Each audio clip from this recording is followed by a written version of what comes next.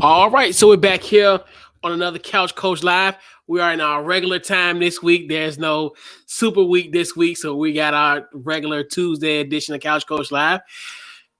Now he's back. What's going on, man? What's up, man? What's up, What's man? going on with you? Everything's good, man. This is the first part of the year for you, man. Right, man. It feel like an anniversary. Right. Oh wow, bro. How you been? I've been keeping my eyes open. You seem like you've been working. Everything's good, man. Yeah, last week was great.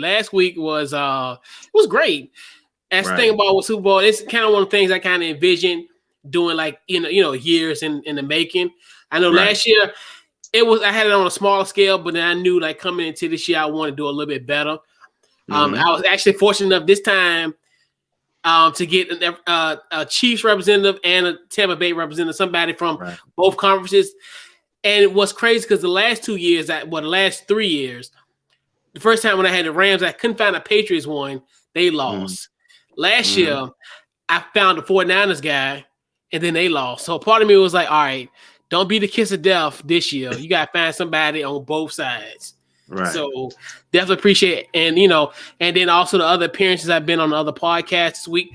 Man, it was great, man. This is just one of the things where it's like, hey, Super Week, it was amazing. Just talk about the game and just everything that encompassed around it. It was great. And man, I was just happy, man. You just found like a crew of people, man, that's living your dreams. You know what I mean? That's great, man. You know what I'm saying? I was like, wow, man. I said, this dude is really going at it. Every time I look up, you had another one. You know what I mean? Yeah. Because, so Monday I did 2 shows. So one that was a college football and then a basketball one. And Tuesday I had Larry Frank represent Tampa. Wednesday I had Darren Smith for Kansas City.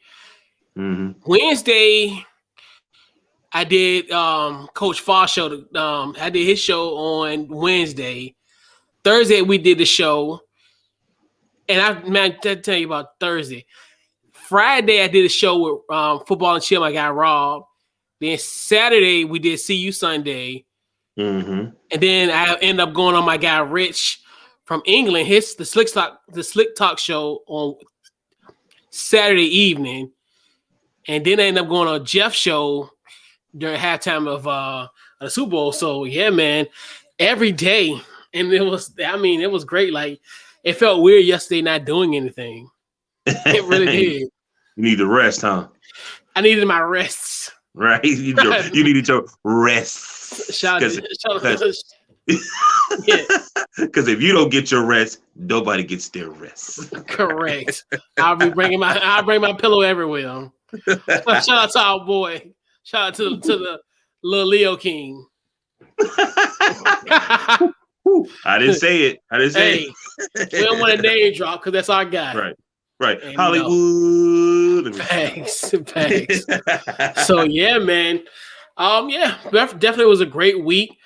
Yeah, man. So so what we're gonna do this tonight? We'll talk about Super Bowl recap. We'll do our NFL recap as well. So before we get that started, let's kick that intro.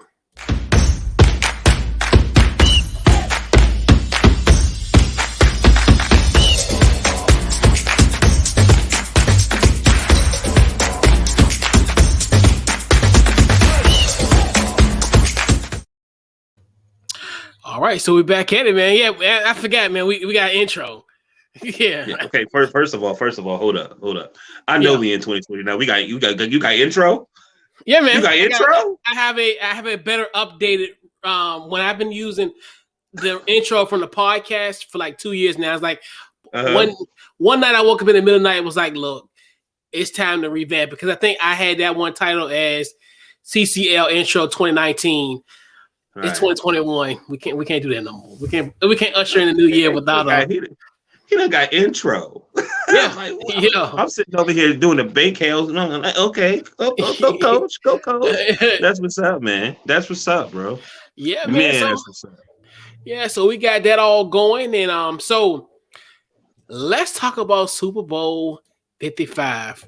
Your overall thoughts on that on the game. Oh man, the game. It was to me. The team that I was going for did what I felt like they should have been doing all year. They had plenty of weapons. You know what I mean? I always felt like they was a half court. I mean, a half, 1.5 team. Like, you could tell like they'd turn up usually on the second half to me, where like the first half, there seemed like they was always trying to get it going. But man, all around, let me say, all around, I was pleased with it. You know what I mean? Even like, with the announcers, everything. You know what I mean?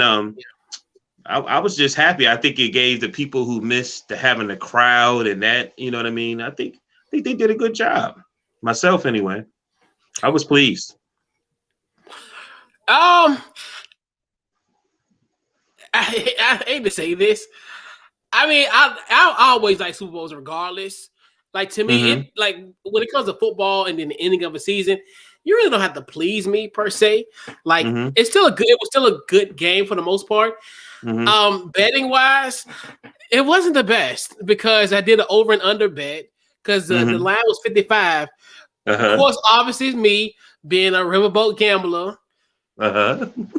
Oh, I call it a degenerate gambler at this point. I don't even riverboat is making more risk, but more of losing. But for it to be a 40-point spread and doing over under 55, I was like, damn.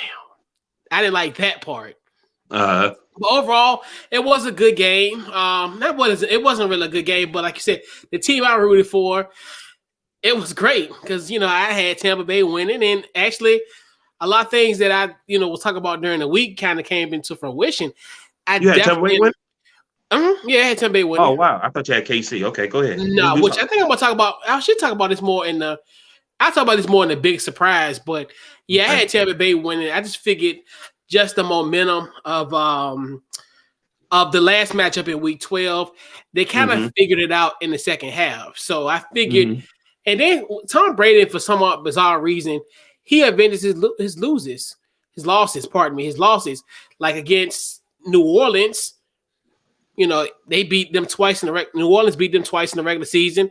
Jameis Mm-hmm. Winston was acting a fool in the locker room, eating W's once again. And you think Tom Brady's not going to look at that and be like, we lost.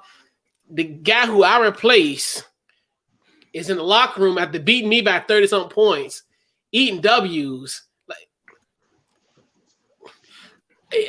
look, we're going to beat them next time if we play them again. They didn't watch The Last Dance. You don't do that with great. You don't do that to greatness. And Right. you don't do that. And You don't give an old guy any type of motivation, bro. right. That is great. And when he seen that and Jameis was eating W's, he looked at that in the screen and was like, you know what? I took that personal.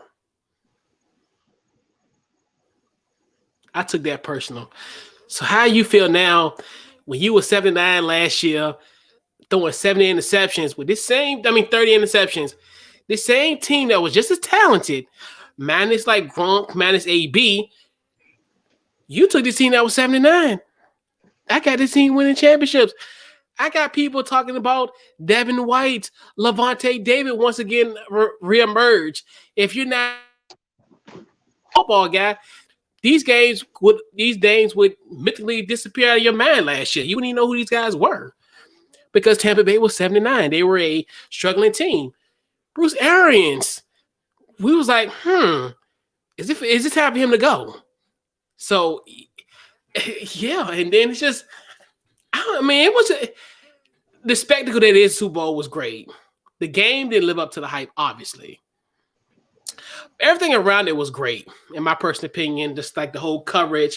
Because, me being the geek I am, I watched the entire pregame show from 9:30 to 5:30. I watched it in its entirety. Right. And it was fun. And the thing about it, I like the whole thing, like everybody riding to the getting on the bus and then getting to the stadium and then all that. I like all that kind of like spectacle. It just brings up that whole big game mantra. Mm-hmm. Yeah. I just felt like, I know you probably, but I felt like the Tampa Bay was just like that team that won in the bubble. It's a bunch of if the team was a reject team, there's coaches that people was looking at a certain way, like they really aren't. You know what I mean? They really are. They just coaches or coordinators. Wasn't really looking at them for anything. Then you got Gronk, who's retired. You got Tom Brady. They say is not the same. You got AB. They wasn't even gonna give a chance. You had all. Then you got Oh man, I knew this was gonna happen. The running back that came from Jacksonville. Oh, Leonard Fournette. And you know what I'm saying? Then you see him earlier in the season, he dropping passes, you know what I'm saying? Yep. And he got released. So you got all these veteran players that understand we got one game. We don't have to pay just a half. Because I used to feel like they played only one half when they got aggressive. We could be aggressive from beginning to end. Then you know what I did? I watched the game. I watched the highlights like 15 times today. Mm-hmm. Then I said, you know what? Let me go back. Some kept like my timeline kept wanting me to watch Kansas City versus San Francisco, and it was just times where Kansas City kept fighting, and to me, they was like, if we just stay aggressive, we just keep staying aggressive, because San Francisco was doing that. They just kept giving them chances. You know what I mean? We just stay aggressive and stay. And then if you look at it, I only know 2 or 3 players on Kansas City, and that's just me. You know, I'm one of those type of fans, you know what I mean? I'm not like you. So like I know Hill, Chelsea, and Mahomes. You know what I mean? So to me, if you can stop Chelsea and Hill, then you just got Mahomes and let him run. Like who else is they going to get a ball to? Even though I know when I watched the 49er Super Bowl 54, it seemed like what's his name? Peterson, the running back? Was it Peterson? For Kansas City? For Kansas City, San Francisco. Their running back was like, I think it was like Moser. It was a couple of guys. It was like running back in mid. Like number 26 for Kansas City. Oh, you talking about last year or last year? Last year, yeah. Oh, the guy that's out now. What's his name? Williams. Okay, Williams. I thought it was what's up, but like it seemed like when I watched that game, it seemed like he was the one that kind of stepped up. So he was like the oddball. And it had to taste like what Kansas City needed the eyeball to step up, and they just couldn't find that one. You know what I mean? They just couldn't find that eyeball. And I think that's something that's gonna have to look at in the off season. Yeah, you know what I mean. But yeah, man, I was in this zone. Like I love domination like that. That was like game 6 of the bubble.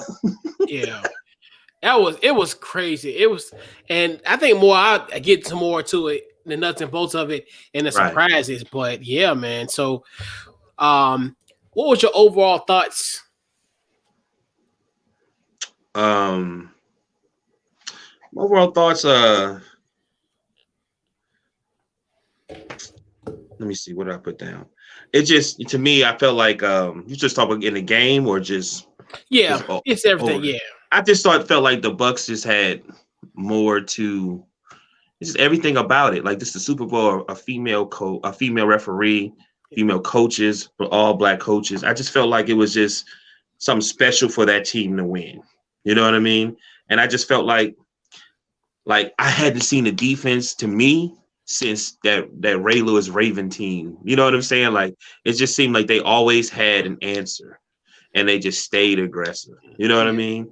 And then like I just was just to see domination like that, man. I was just happy. Like the only thing I seen worked well for Kansas City was the special teams, the returns. You know what I mean? But even a punter was messing up. You know what I mean? It was just it's just, do you feel like, I feel like Kansas, honestly, I know Andy Reid has some personal issues. I know, if I'm not mistaken, did they say that with the offensive line, a lot of the offensive line was out?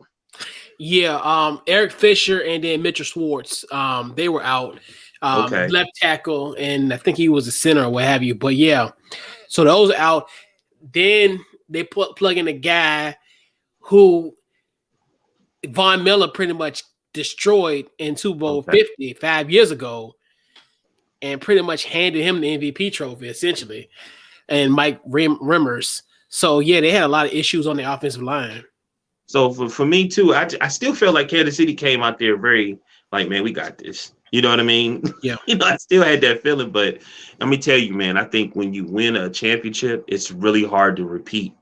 You know what I mean? That's why some teams don't repeat, but they go their third year trying to, you know what I mean? It's really hard. And it's like it's almost like self-motivating. You have to be a self-motivator, and that's why you see somebody like a Tom Brady constantly being it, because he knows how to self-motivate himself, and hopefully it seems like his players feed off of him. You know what I mean? But yeah, that's my overall. Like I was really it was just cool to see greatness. It really was. Yeah. You know what I mean? Yeah. I think the overall, like you said, this was a historic Super Bowl because Tampa Bay did, they were the first team ever to host, Tampa Bay, the Bucks actually play a Super Bowl in their own home stadium. So that was kind of interesting too. I like, that whole storyline was interesting. And then like the whole Tom Brady aspect where essentially, 43 years old, pretty much went, left New England. Last thing we think about in New England, the last play was that pick six. And this dynasty is over. And then to think like, oh, Tom Brady probably more likely was going to leave. And then for him to go to Tampa, no off season, no nothing, no preseason, comes in. They had growing pains, no doubt, but they kind of worked through those with that. And just the poise and kind of, this wasn't an easy road. Like there's a lot of things that kind of transpired during the season where we were like, this team was falling apart. Because I mean, this team, they were 7-5 going into that bye week, and we were like, they're on the fringe. Because because at that time New Orleans was running away with that division. Because you think about it, they were 7-5. They already lost New Orleans twice. We're like, they can make it. They got It's one of the things that at 7-5 we were like, we don't know if they're gonna make it or not. Especially at that bad week because they had that big run after, because really they haven't lost a game since they lost to Kansas City in week 12. So. And that, and that propelled them. And it looks like that run, when you sit down and think about it, it's weird to think they went on the road 3 games in the playoffs, 3 road games, and then they eventually had a Super Bowl and play it at home. The irony of that, which is so bizarre. But yeah, I mean, and then as a Washington football guy, I like that we were a part of this. We had an opportunity to get to Tom Brady, but we fell 8 points short of that. If we had 9 more points, the story would be different. But I will say this: if you go back and listen to the archives, your boy Maui did say that team was most likely going to win that division. It was game 1, wasn't it, versus the Eagles? Yeah. And then somebody said that they didn't believe it because the offensive line and blah blah blah. And I was like, that's not what I'm looking at. Something about that defense looks very dangerous. It looks dangerous to me. You know what I mean? But yeah, man, it was a great run. I mean, just that story alone, man, made you just it just kept getting better and better. You know what I'm saying? Like you see spark like the first game against Green Bay, they was down 10. And you're like, and then they just blew them out. And that's when you start saying, like, damn, this team must be really be all right. Like, you know what I'm saying? And then you didn't see the Gronkowski all year that we saw in this Super Bowl. Yep. But it's not about, because when you get to that point, it's not about stats or anything. It's just about winning the game, Right. Who steps up in those spots. And and that's the thing. And Tampa was so hot and cold too in the season because, like you said, that Green Bay win and then they lose to Chicago on Thursday night. Tom Brady forgot that it was 4th down. Right. Then we're like, okay, they're all right. But then Monday Night Football against the Rams, we were like, oh damn, like they look terrible. Like, and like you said, and then even in the Kansas City game where like Tyreek Hill just went off in that first quarter, I think he had like 206 yards receiving. And we were like, oh man, this is about to get ugly. But they kind of bounced back. They only lost by 3 in that matchup. Like, even though they were down 17-0 at one point in that game, but they came back. And that's the thing with this team. Like, they just fought hard, and Bruce Arians and Tom Brady kind of mended their, they kind of, they put their egos to the side and just worked for the common goal. And that's one thing too. You look at, Tom Brady being that kind of person where he kind of, with the situation where ego aside, that's why I think that's what makes him, great in his department, where a lot of people, could you tell somebody like Tom Brady these things that Bruce Arians was doing? and they can have that kind of quiet moment together and probably fix all that together. Right. You're hard pressed to find that. But towards the end, from what I was hearing, that's what he wanted. He said that like Bill Belichick would hardly say anything to him, would just be quiet. And I think some people, when you have a quiet person that's quiet, when you know you done messed up, they're not really telling you anything. How you supposed to trust that when a person that's coming to you and they straight up to you? I'll give you an example. Somebody was talking to Antonio Brown and brung up Mike Tomlin. Most people would think him and Mike Tomlin aren't friends. He said, I talk to Mike Tomlin sometimes twice a day, every day. Yeah. You see what I'm saying? Come on now. And then I hate to tell people who also was a coach for the Tampa Bay Buccaneers. Todd Bowles? Right. No. Oh. Mike Tomlin. Wasn't he a coordinator for them? Because I think he was there when they won the Super Bowl. When they won the Super Bowl. So I think he left with Dungy. I'm not sure, but he was around because he was on the Dungy staff. I thought he won coaching with them. I could have swore he did. But anyway, he's still part of alumni, so I wouldn't put it past if they made a phone call and talked to them. Well, even if you don't, I'm just saying, I think when we looked at it, it was good TV, man. Bruce Arians, I think he did what he was going to do. I'm a dog Tom Brady, and then y'all just say something to me. You know what I mean? And then that took a lot of pressure off Tom.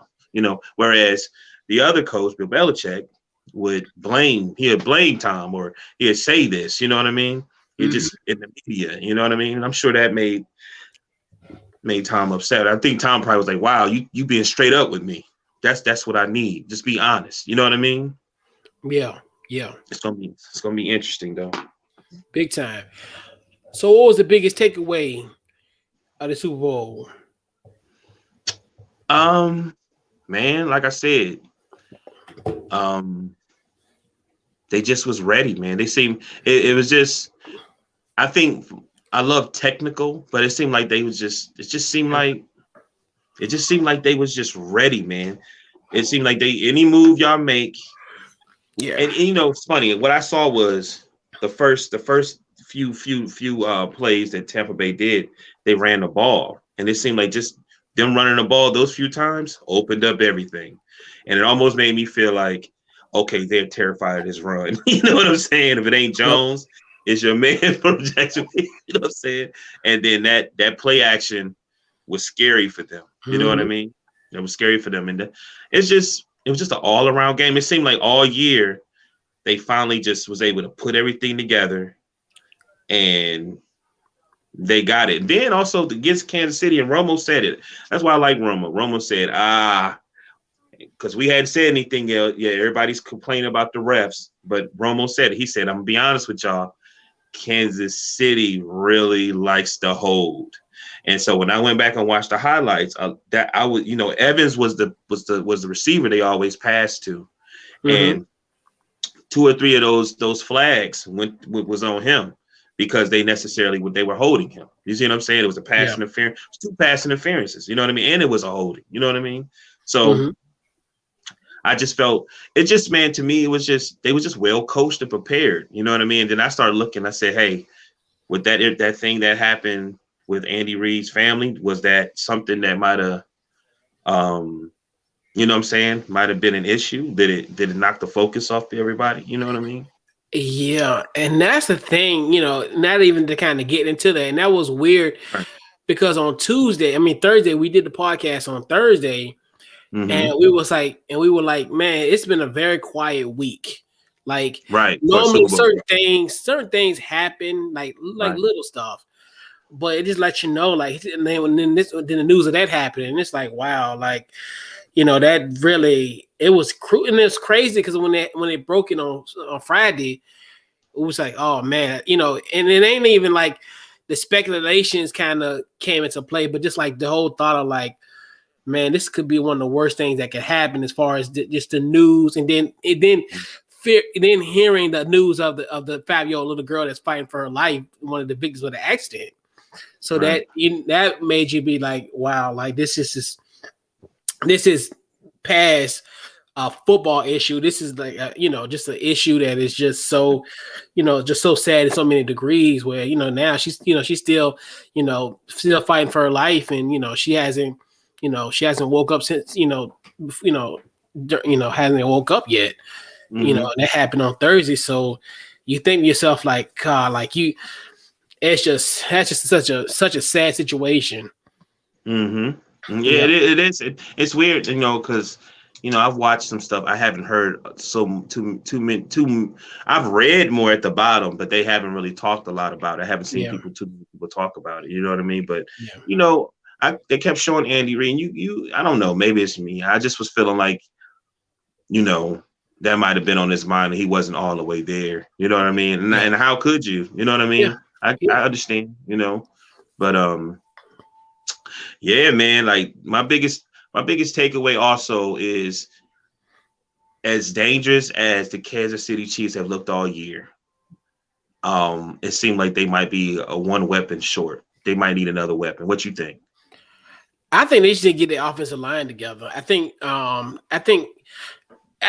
we were talking about this early in the week. Like, I mean, you lose a guy like an Eric Fisher. People fail to realize Eric Fisher was a number 1 overall pick. Like, he's a pretty legitimate left tackle in this league. He's not like, when you think about left tackles, he's not a guy that you bring up initially as a top left tackle in this league, but he's solid. And then you also lose Mitchell Schwartz when you look at, and that's the thing where it's so weird because people were kind of poo-pooing that because they were like, well, Patrick Mahomes could just do whatever and it just don't matter. Mm-hmm. And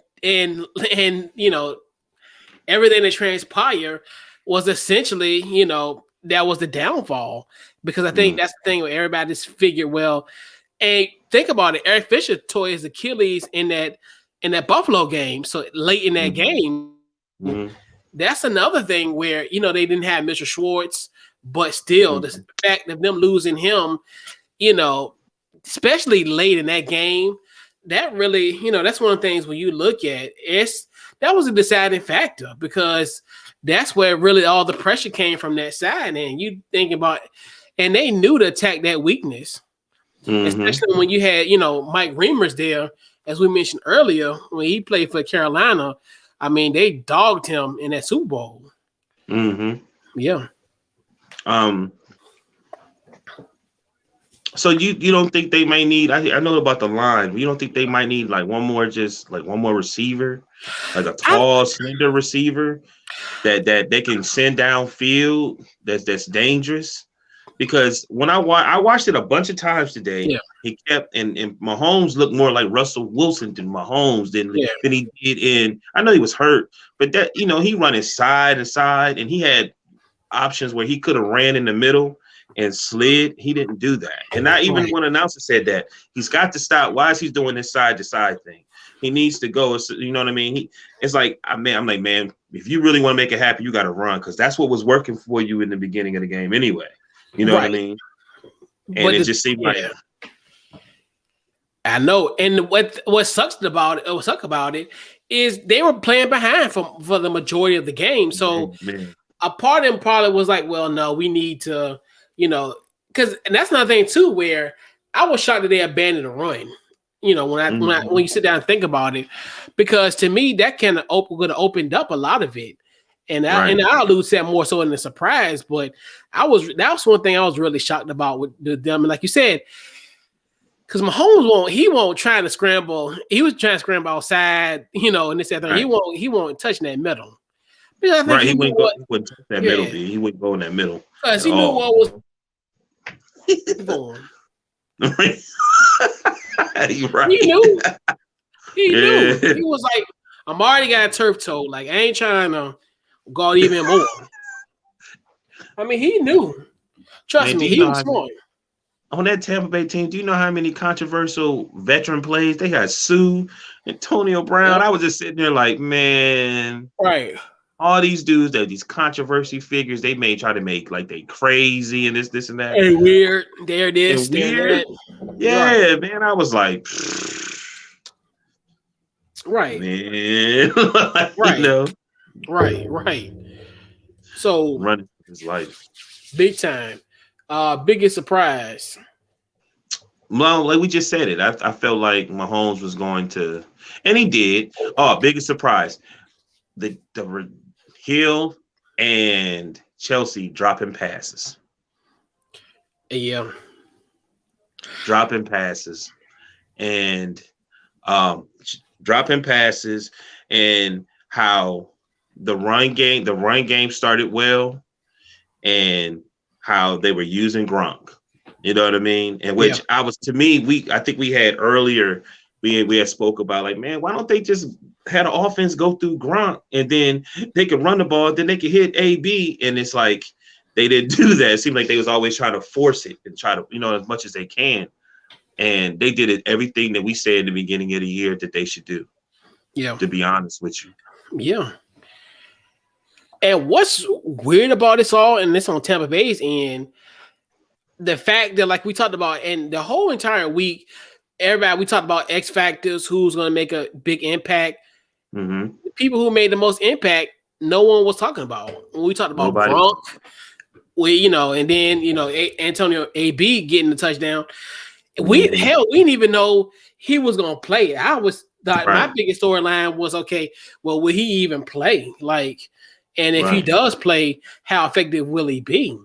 Right. But like you said, he scored a touchdown in that game, and it's weird, like how we talked about, like, as far as Chris Godwin probably was gonna be one, Cameron Brate, even Scotty Miller. We figured those guys would kind of be contributors. As far as the production, as far as scoring and what have you, and they would have a big impact on the game. But it was the guys who we least thought was even going to make an impact on this team. I don't even think he threw to them. I don't even think he threw to those two receivers. I don't think so. And then we even thought Cameron Brate was going to have probably a better game than Gronk. I thought personally, because that was his go-to guy. And during the wild card too, but just during the whole playoffs in its entirety.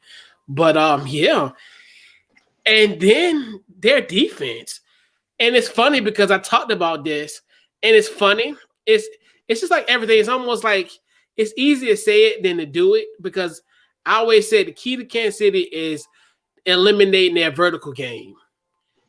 And Tampa Bay, to their credit, they did that, and I said that it's funny. When I was saying that this week, it was more so like, it's easy to say that, but it's more so of executing it. It's you can take away their vertical game, but how effective will you be? And that was the issue. But lo and behold, it came to fruition where essentially, and to Tampa's credit, they stayed aggressive the whole entire game, because I figured at one point Andy Reid was going to crack that code and they were going to find a way. Right. And we're like, so that was another thing that really surprised me on Tampa Bay. But even with Patrick Mahomes, in a weird way, if those passes would have connected, like those would have been, they would have been huge plays. But I mean, like we were saying, he was running for his life. Right. On each play. Right. But if they'd have connected, what game it would have looked like last Super Bowl. When I rewatched that, watched that San Francisco Super Bowl against them, those plays wasn't they was working. You know what I mean? Yeah. It was working. The only thing that I saw that he did is, like I said, his hunger, or maybe because he had turf toe, but he was running forward. You know what I mean? He got some interceptions in there. He threw some interceptions, but, I just think that like I said, like, it's just hard to repeat. Yeah. You know what I mean? And they haven't lost a lot this season. It's just hard to repeat. Yeah. Yeah, because they only lost really one true game in the regular season against Kansas City, but then they lost that gimme game in that final game of the season, which I don't really count that because Chad Henne was playing in that game. So, and what was another thing too? What I was really surprised about, just Kansas City just not scoring a touchdown. This is something we've never seen. It's almost like it was a given that they was going to score. Like, I mean, you think about it, the Streaker got in the end zone before the Kansas City Chiefs did. Like, which, I mean, when you think about it, I mean, that's the most shocking thing about it all. That's what I was, because I was going for the Bucks. That was the thing that was making me nervous. Like, I know he about to turn it up. But I'm gonna tell you something, man. It's like I said, the punter was horrible. Mm-hmm. The punt, like the returner, the kick and return was good. You know what I'm saying? But their return game was good, but the punter was horrible. If you go back and watch, the punter was horrible, and they was like, oh, he done messed the kick up again. He done messed the kick up. You know what I mean? It just wasn't their night, man. It just was one of those things where it was like, it just wasn't your night, and it would happen to be on the Super Bowl, be at the Super Bowl, and then right. And the dangerous thing about that is it's on tape, and he was the guy. He's the guy that they saying gonna be there for a good minute. They pay a big money to. How is that gonna be? Is he gonna be like? Was it golf? Is he gonna be like Garoppolo? Is he gonna be that? You know what I'm saying? Yeah, and that's why I figured, especially think about going back to Jimmy G, where a lot is different than next Super Bowl than last year. Which, the thing is, you had Tom Brady, so he gonna move that football. Jimmy Garoppolo, to his credit, you can say that whole miss pass, the overthrow pass to Emmanuel Sanders, there would have been a difference in that game. But I knew once they were down, like at halftime, I was like, especially with an insurmountable lead like this, a part of me was like, Kansas City had to come back, but they had to score on that first possession at least to keep it going. But no, what ended up happening, that didn't go through. And then essentially Tampa Bay scored again. And I was like, then it ended up being 31-9. You're like, yeah, they can't come back after this.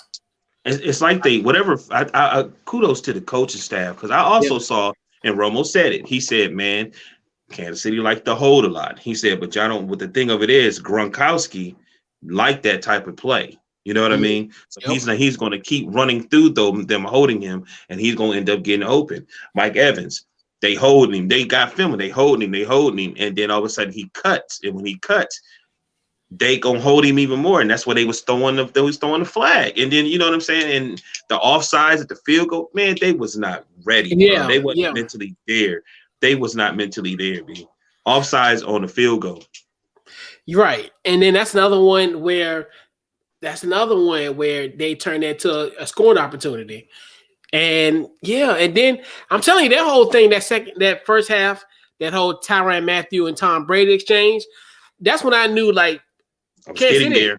Yep. They were befuddled. Like Kansas City. After that, I was like, that's the only way. I was like, they got to respond from that. Because if they don't respond defensively in that second half, that lets me know, you know what? They're done. And he should have. My thing is, what made you think that you were going to intimidate?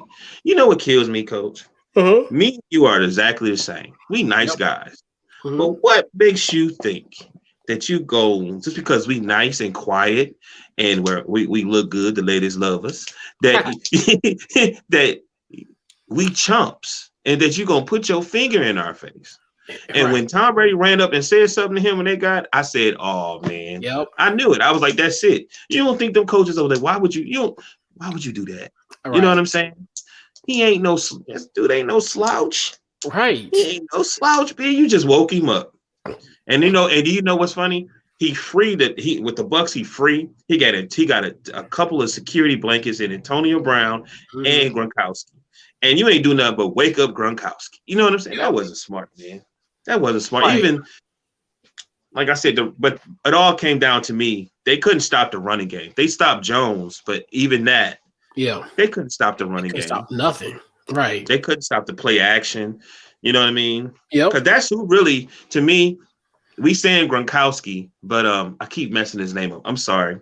Dude from Jacksonville, that came from Jacksonville. Oh, Leonard Fournette. But Leonard Fournette is probably one of the main keys of that game. Because even him catching balls, you know what I'm saying, and then running over people. They was technically smart. Like, it was just, you know what I mean? It was just beautiful to watch, to me. Being at the age that I am and the way I look at stuff, I thought it was just beautiful to watch. You know what I mean? Yeah, big time. So the big question, let me get that. Will there be a rematch next year? I was going to say no until I started thinking about it. I don't know if Kansas City is going to be there. I could say the Bucks. I know they have a lot of free agents. They Yeah. said Mike Evans is willing to, which I'll be like, man, keep your money. Don't you dare talk about renegotiate your Right. contract. You is tripping. You know what I mean? You got your Facts. Super Bowl. I know you want to go back, man. Keep your mouth shut. Like, you know what I mean? But Facts. um, from what they said by Tom being there, you don't even know if some of those coaches going to be there. You know what I mean? Yeah. You don't even know that. So by Tom being there, they said it's going to be a lot of guys who's in the same place where some of those free agents are that are older. There, Mhm. because a lot of those guys that's free agents, they need to go get their mony. I know they probably want another Super Bowl, but if Right. they get a chance, go get your money, man. Go Right. get paid, bro. So I mean, it's the NFL, man. They acting like they want it to be a rematch, but it's so many changes, there's so much stuff gonna happen next season that I don't think so. Yeah, me neither. I think especially when we talk about the I can see Tampa Bay kind of running it back. For Yeah. now, we talking about now, February 9th, free Mm-hmm. agency is like a month away. We still got to see what's going on with that. But I still see the up and coming teams in the AFC. I think Buffalo has a legitimate shot. Hell, I think even Mm-hmm. Cleveland have a shot. I think Cleveland Mm-hmm. kind of, besides, Tampa Bay gave them more of the run of the money than any team in the AFC. So you look at Right. that team, and then just that's what you see now. And this is in a pre free agency period. I can see that happening. And then in NFC, I mean, you can make a case maybe for Green Bay to come back around. We know New Orleans will be different, especially if Drew Brees is not back next year. So Mm-hmm. who's to say how that's going to pan out? The Rams will be a little bit better because obviously with Matthew Stafford, they have a legitimate quarterback now. So they can definitely be a team that's going to make a run next year. But Mm-hmm. I don't. That mean the chances of them having a rematch is probably about 20% at this point. Mm-hmm. I don't think it's gonna Then happen. I think the Patriots are going to be better. I Mm-hmm. think I will say this. I believe Kansas City may have something to prove now. Now it ain't about repeating. You know what I Yep. mean? It's Mm-hmm. about I got my hunger back. But I Yep. believe the Patriots also just seen Tom Brady win. You know what I mean? Yep. And they want to say, hey, we gonna do whatever we need to do to get back to where we were. You know what I mean? I just think Yeah. I can't see it happening. I can't see it happening. Yeah, and then you think about the Patriots, all those opt outs. I mean, eight of the Right, guys from the defense. I mean, they lost right, a lot of production on that defense. And then for them to right. be 7-9 with a guy like a Cam Newton, just imagine what they're gonna do in the offseason and what kind of quarterback they're probably gonna get. So yeah, man, the Patriots. I mean, it ain't I know Buffalo's gonna run that AFC East, but Patriots are gonna be nipping at the heels also with the Miami Dolphins, and then then we thinking that's a 2-man race, and it's a Sean Watson race with Miami and the Jets. So who's to say whoever the winner of that definitely is gonna be, competing with the not with the Jets, but with the Bills. So yeah, I Mhm. mean, yeah, but I still think. I mean, I look at that Bills team from what we're seeing now constructed at this point as a legitimate shot to make it to Los Angeles next year in Super Bowl 56. But yeah. So we got to put a bow on the NFL season, and this is man. And for a season that we didn't think was going to happen, but we Right. did make it through. So um, let's talk about who was your biggest overachiever this year in the NFL. Overachiever. I got a few, man, if you don't mind, Mhm. but I'll say it quickly. I'm being nice too. I said Buffalo, Mhm. the Browns, the Chiefs, and the Bucks. Yeah. I felt like I was very shocked. Buffalo was they for real, man. You know Yeah. what I mean? Mhm. I just remember those first 2 months, and then like October. Those teams that was undefeated. You know what I mean? Yep. And I remember the Steelers versus the Titans game, and then the Titans wasn't the same after that. You know what I mean? I remember still forgot who they lost to. I don't even want to remember, and they wasn't the same after that. You know what I mean?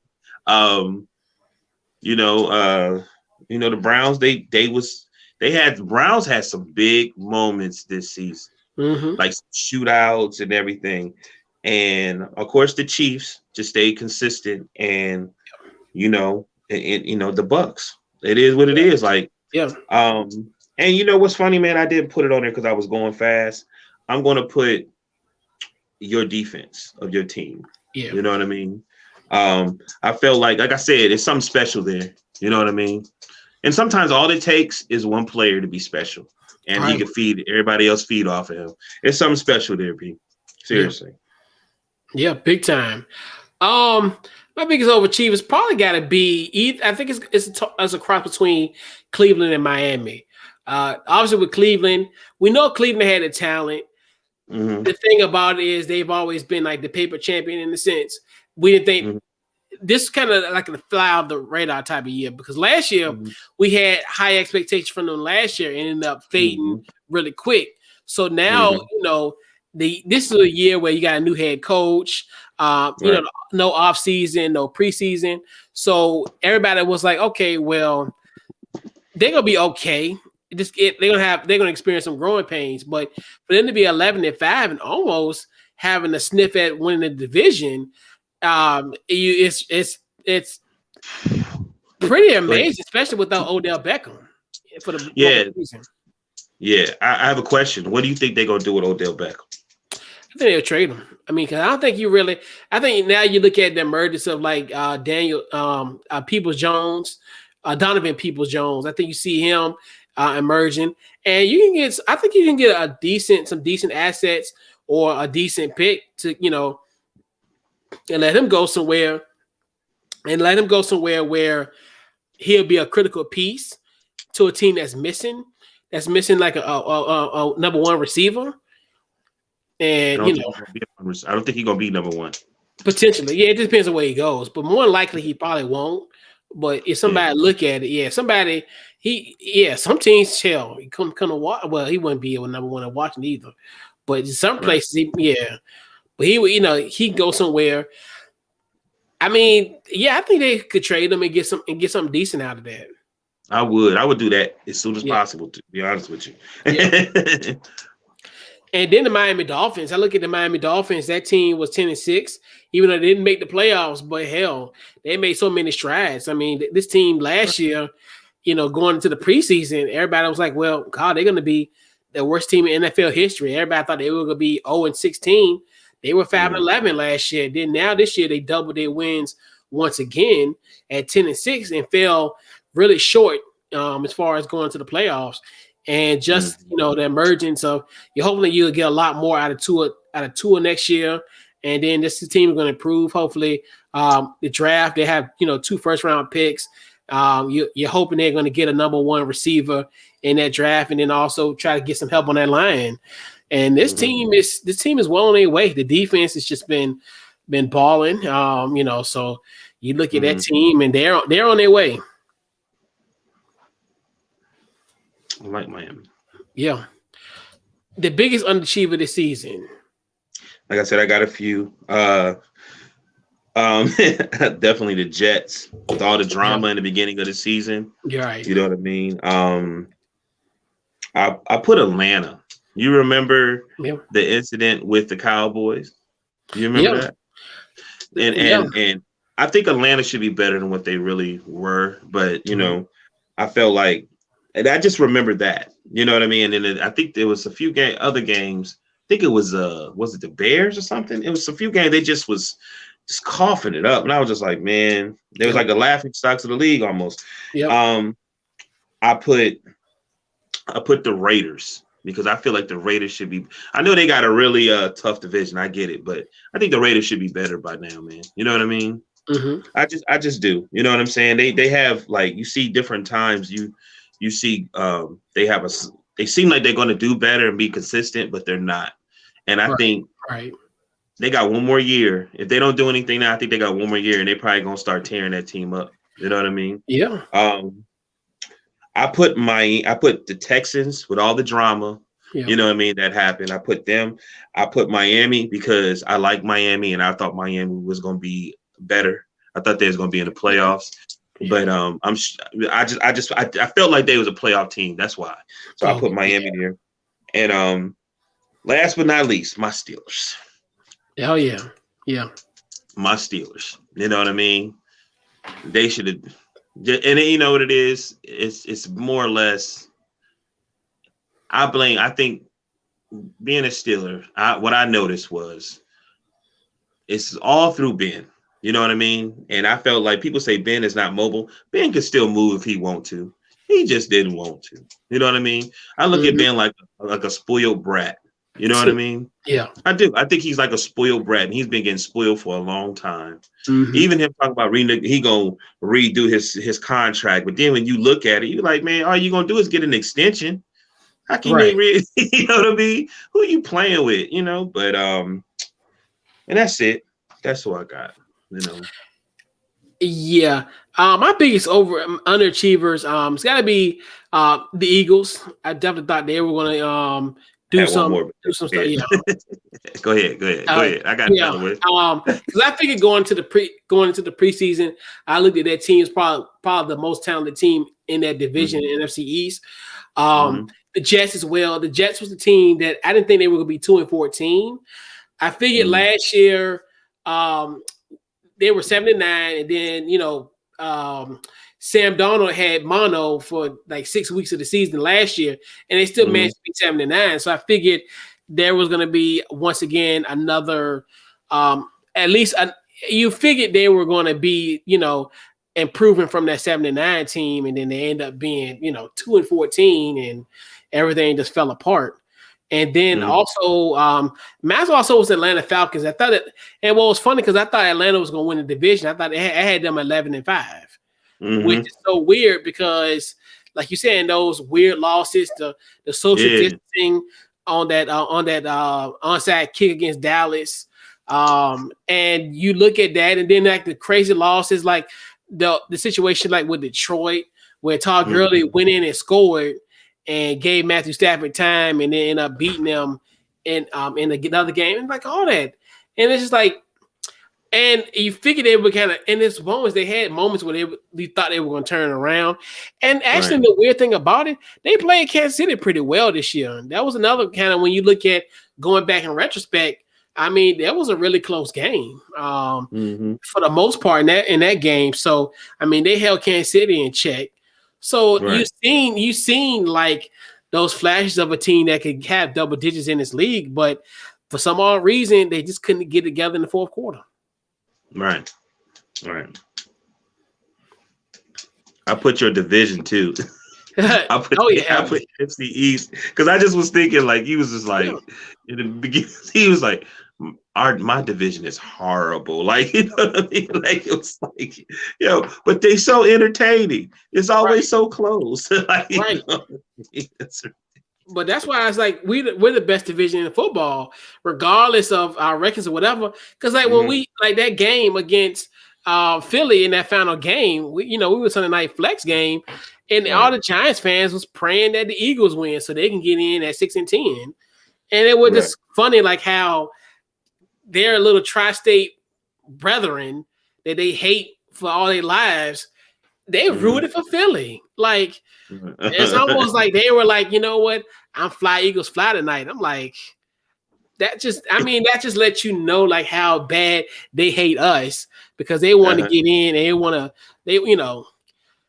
But yeah, I'm telling you, man, that's what I like. That's what I like about the division. And that's the fun thing about that division too. And I guess you could say that as well. Because what was funny is I had Washington being 7-9, but I would have never thought in a million years that 7-9 would win that division because I had Philly at 10-6 and I had Dallas at 9-7. So you didn't think, this is before the whole Dak injury and what have you. But you at least figured we'd probably be third place because I did have this team at 7-9. So I never thought in a million years that would have won that division. But lo and behold, it did happen. And those definitely and I looked at Philly more so than anything because they had injuries per se, but not like Mm-hmm. to the extent like with Dallas, where essentially you lose a guy like a Dak Prescott, who was especially at that point was on a roll. Like he was gonna break. Like I mean, he was gonna hit 5,000 yards plus. He was gonna shatter every passing yard record in NFL history. He was on pace for that. Because hell, I think he was leading our division in passing yards probably almost damn near like almost before Halloween. He been out for like almost a month then. Because I mean, he got hurt in October, I think. Yeah, he got October 11th. Matter of fact, he got hurt October 11th. And I mean, he was still leading the division in passing yards probably up until like the first or second week of November, which is crazy. Like, yeah, I mean, he was on the roll. Yeah, y'all division. It's always a subject when they talk about something. They always bring that division up. They make fun of it, but man, they be battling. Yeah, we're the only. Right, we're the only division that has won. Everyone has won a Super Bowl. So everybody who hates on us, no, you can't hate. I ain't know that. Right. Hey man, at least your friends that like the Giants, the Eagles, and Dallas Cowboys. Y'all beef and make fun of each other, but y'all still respect one another. Mm-hmm. Y'all don't like unfriend each other and stuff like that. But it's all good. Yeah, because that's like because we did like an NFC East kind of preview, and we all was like going at each other. But then if you go against one of them, we all gonna go against y'all. So it's like I found it funny because it's like you say something trash about my boy who talked about the Cowboys, my Giants guys, or my Eagles guys, but then you want to talk about them. Oh, I'm jumping in line for them too. Right. They want to make fun of the team that don't have no name. Everybody in the division was with me, riding with me. Right. We won't joke. It won't games. It won't funny. But then everybody else, if you from other conference want to talk smack, they got my back. Right. You crazy. But So what was your favorite moment of this season? Oh, okay. Honestly. I'm gonna add one. When the Steelers beat the Ravens the first time and they went in the locker room and they was dancing, I was like, wow, man, this might be something special. You know what I mean? Yeah, whatever. But Antonio Brown being signed to Tampa Bay, Antonio Brown catching a touchdown in the Super Bowl.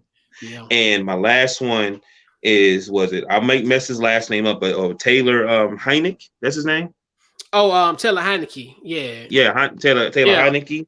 I really loved that game. I think was it against the Eagles or was it was against the Eagles, right? You talking about what was the game that he dove in?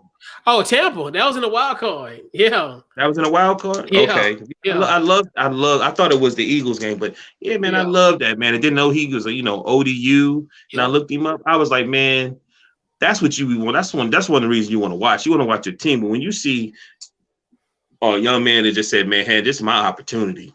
Yeah. I gotta take it. You know what I'm saying? And so that was one of my favorite moments. You know what I mean? Yeah, that was that I could think of, Yeah, that was fun, even on the losing effort, but it was fun, man. It was good to see him out there like that. And then just, especially just all the turmoil that happened in that season, definitely from the quarterback perspective.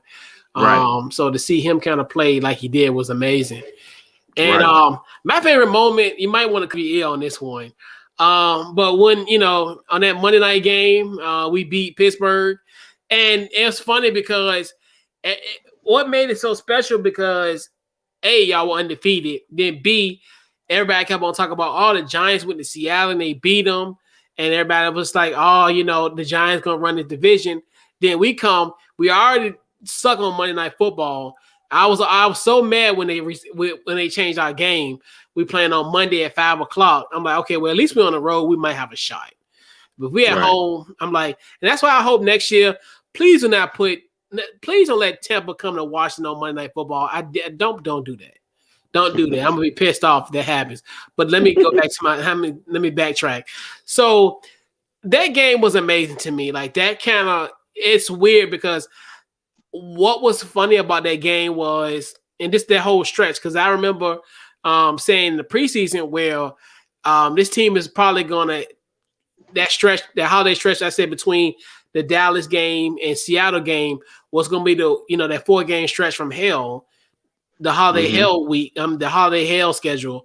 And already coming off Dallas, we beat them, and then we played Pittsburgh, we win that game, and that's another thing where I looked at that matchup, and then we winning that game the way we did, and it started to run where it just lets me know, like, man, it really just showed me like this team had heart. Like it was a lot of situations where that team could have went down, and they didn't let go. So it was great to post that Ivan Drago meme. Ivan Drago. Oh, you was going at it, boy. Yeah, man, because that was amazing because everybody kept on talking about that Giants win, and then everybody was like, oh, the Giants gonna run the division. I was like, you know what? We just beat Pittsburgh. Hold my beer. So I was on one that night because I was like, first, because we don't win on Monday Night Football. Like, I don't even remember the last time we won Monday Night Football. But the one game I remember when we won was in 2000 against the St. Louis Rams. And it's funny, I kept on, and something about that night made me like, this feel like the night that could happen again. And we ended up winning. And what's crazy, like you said, it was crazy how that happened. And it just propelled us to this run. And Alex Smith, that was another game where he was, tough as nails. He played that game, and then the bloody sock, the real bloody sock, not Kurt Schilling BS, but the real, his sock was bleeding, like literally. So you see that's the toughness in Alex Smith, also the comeback player of the year. And first of all, before we switch gears, why was he not the unanimous comeback player of the year? Who in the hell had one vote for Ben Roethlisberger? like that's so irresponsible to me. Like that is so corny. That is irresponsible. And I'm like, somebody need to get their vote taken away from, because that just does not make any sense whatsoever. Who won? Alex Smith, but he should have been a unanimous. But some jackass.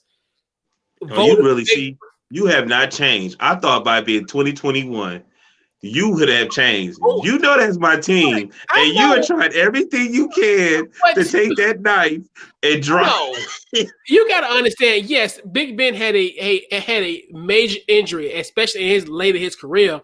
But Alex Smith, 17 surgeries, on the verge of losing his leg. Hell, he don't. Everybody, he went to San Antonio, and they consider his injury as a wartime injury, like a combat injury. That's peanuts. I mean, that's what Big Ben went through was peanuts compared to what Alex Smith went through. You're so cruddy. You're so cruddy, bro. So cruddy. No, you're right. I'm with you. I want to know that when they do these vote releases. When they do these vote releases, I need names. I want to know who was that jackass that voted for Ben Roethlisberger for the comeback player of the year. I want to know who that was, because that's ridiculous. He almost went undefeated. They won a division, but Alex Smith went 5-1, led a team with no name to the playoffs. He led a team to the playoffs at 5-1. Think about it like this. He didn't dress in the first game of the season. He was a third-string quarterback. And then in a run that we needed, he won 5 out of 6 games. And with one leg. Literally. It's crazy, coach. And who is that one? Like, that's just ridiculous. And it's funny because when they said it Saturday, I literally thought it was a joke. Like, because I know people were tweeting it out. Like, one person voted for Ben Roethlisberger. I'm like, for what? You're probably a Steeler fan. Yeah, but that means that's dumb. You the same way. You be talking about like second coordinators on your team, and Jacob Jackson, Gale Jr., he was like our second coordinator for like, you know what I mean? He's a Washington football team alumni. You like, man, who? Oh yeah, well, speaking of that, you know what? I was very quiet. Todd Bowles, a former Washington football safety of that 1987 championship team. Right. Yes, the safety out of Elizabeth, New Jersey. Right. Yes, the pride of Elizabeth, New Jersey. Well, he a coordinator for Tampa Bay. Yeah, he's a defensive coordinator, Todd Bowles. Right. I got one else for you, Antoine Randall. Yes. Play for your. That's how I knew. That's how I said, oh yeah, that's why AB there, and that's why I went for him. A lot of ex-Steelers over there. I said that's why AB with them. Yeah, because a lot of his big homies is there. You know what I mean? I wonder if he's still catching those Washington checks. I'm sure he is. That's why he went there. He left us to get paid by y'all, and then he came back and won a Super Bowl. Right. Thanks. Well, yeah, man. Hey, it is what it is. So, all right. So, your final thoughts on the regular season? I'm proud of him, man. Let's just be honest. You know what I mean? Me and you started this last year, and it was a bunch of manifestation, us talking. We didn't know where things were going to go, and I'm not going to lie, it can't be perfect. You know what I mean? I'm sure they made some mistakes, but they didn't have to really make any games up at the end of the year. Yep. And it's, I hate with COVID, it's not good, but it gave a lot of other people a lot of opportunities. You know what I mean? That you didn't. So I'm proud of it. They got through it, man. And like when I watched the Super Bowl, it really wasn't that different. It wasn't as electric. I will say it wasn't as electric as it used to be.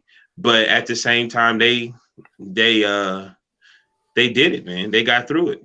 You know what I mean?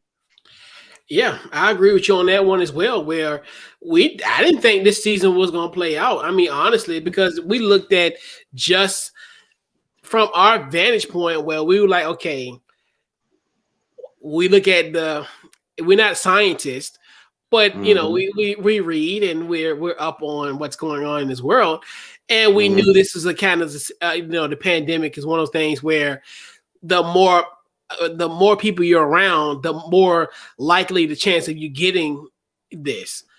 And we figured the NFL locker room essentially was a cesspool of germs. When we just think about just the whole thing of sweat, perspiration, spit, droplets. Well, now we keyword droplets. That's the buzzword in this pandemic, droplets.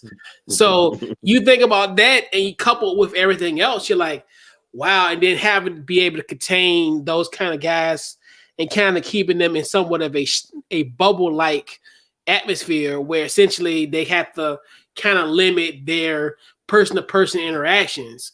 And, but we had a lot of scares, obviously.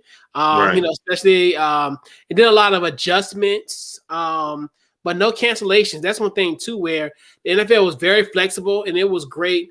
The thing what's funny about it all is we were able to kind of see weird things. Like we was able to watch a football game at 3:00 in the afternoon on a Wednesday. The NFL got superseded by the Rockefeller tree lighting. Like the NFL was second fiddle on a Wednesday. So that was kind of interesting how that happened. And then we had, Monday night double headers. Well, we had games at 5:00. We had a Tuesday game. That was the Buffalo, Tennessee at 8:00. I mean, something like that. But you look at those and you're like, we got through it, Right. And what we definitely didn't think was going to happen, especially he said droplets. Yeah. And then the whole situation with that Baltimore-Pittsburgh Thanksgiving game, I was like, So then, you like, okay, well, this is going to be disastrous. But they end up playing. That was the Wednesday. That was the Rockefeller tree lighting game, I call it, where you guys were able to play that. And then, like with us, and it was weird because even the fact that with us in Washington, because we were supposed to play y'all Sunday at 1, they ended up being Monday, the Monday night game. And then guess what?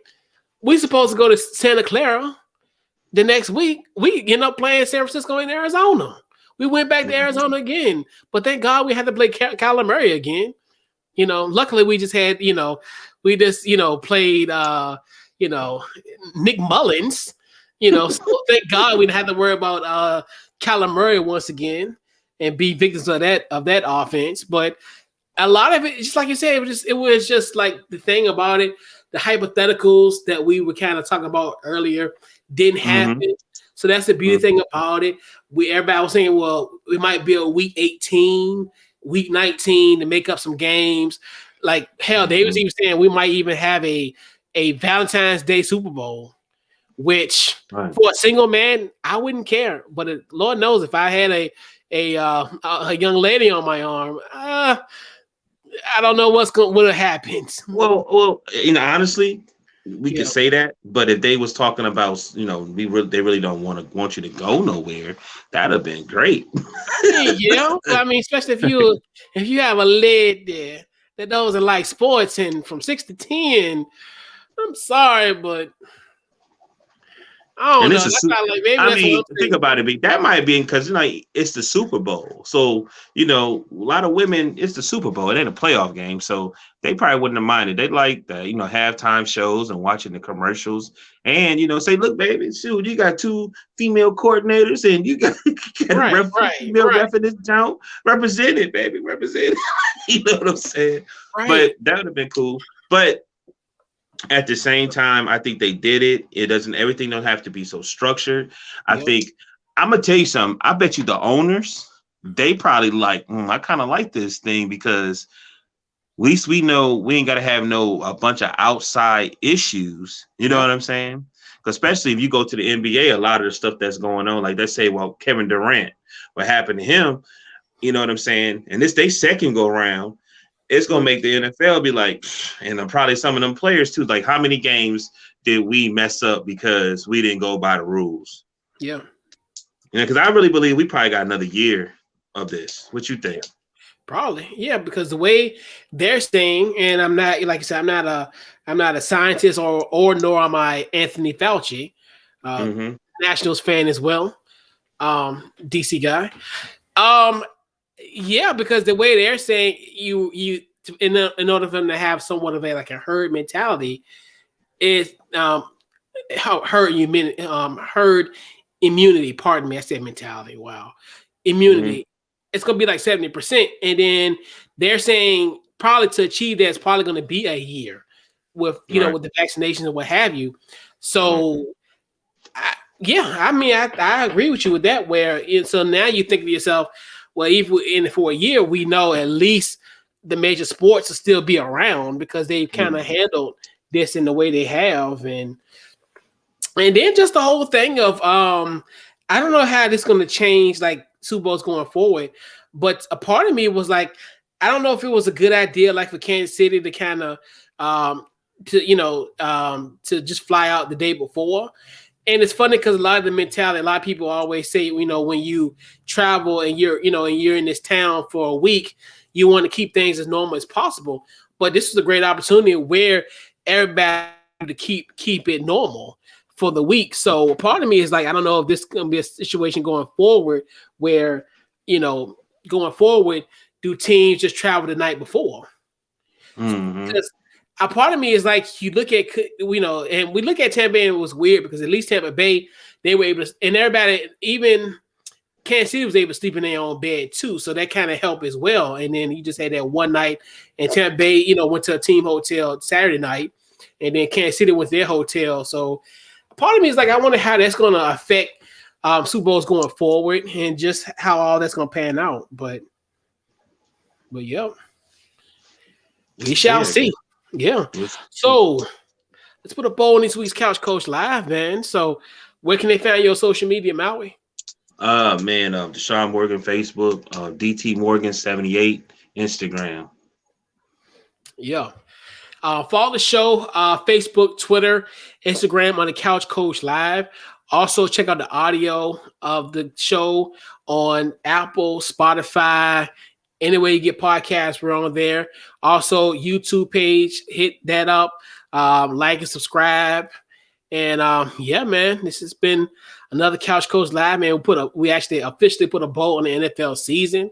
Kind of bittersweet night, but hey, This was, something that we didn't think was going to happen, but it did Right. happen, and we're definitely happy for it. And man, we'll catch you guys next week, man. This has been this week's Couch Coach Live. You're welcome.